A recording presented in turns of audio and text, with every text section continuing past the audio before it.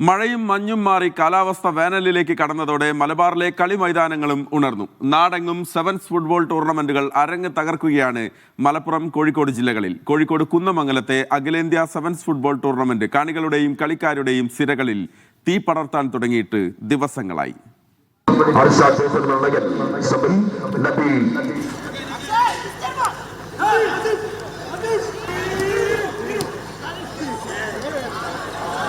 Santos Kunnamangalam സംഘടിപ്പിക്കുന്ന ഈ അഖിലേന്ത്യാ സെവൻസ് ഫുട്ബോൾ ടൂർണമെന്റാണ് ഇപ്പോൾ ഈ നാടിന്റെ ഹൃദയമിടിപ്പ്. കേരളത്തിന്റെ ഫുട്ബോൾ ചരിത്രത്തിൽ സ്വന്തം കയ്യൊപ്പ് പതിപ്പിച്ച ടീമുകളെല്ലാം വർഷം തോറും നടക്കുന്ന ഈ കാൽപന്ത് മഹോത്സവത്തിൽ കരുത്തറിയിക്കും.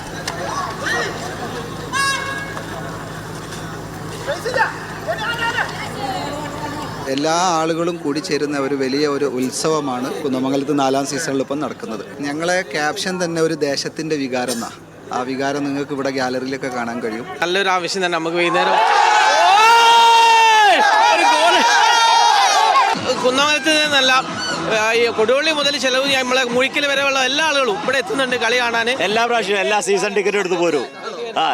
എല്ലാ കളിയും ഇനി കൊടുവള്ളി ആയാലും എല്ലാ കളിയും കാണും. ആയിരക്കണക്കിന് കണ്ണുകൾ ഉറ്റുനോക്കുന്ന കളിമൈതാനത്തിന്റെ നടുമുറ്റത്ത് കാൽപന്ത് കൊണ്ട് കവിത കുരുക്കുന്ന ഈ മനുഷ്യരെയും അവരൊരുക്കുന്ന മാന്ത്രിക പ്രകടനങ്ങൾക്കായി കണ്ണും കാതും കൂർപ്പിച്ച് കാത്തിരിക്കുന്ന ഗാലറിയിലെ ഈ കാണികളെയും സാധ്യമാക്കുന്നത് ഈ നാട് നെഞ്ചേറ്റുന്ന ഫുട്ബോൾ എന്ന വികാരമാണ്. സെവൻസ് ഫുട്ബോൾ ഈ മനുഷ്യർക്ക് ഒരു കളിയുടെ പേരല്ല. സാന്റോസ് തിരികൊളുത്തിയ ഈ തുകൽപന്ത് കുന്നമംഗലത്തിന്റെ മണ്ണിലും ഈ മനുഷ്യരുടെ മനസ്സിലും ഇനി എരിഞ്ഞു കത്തും.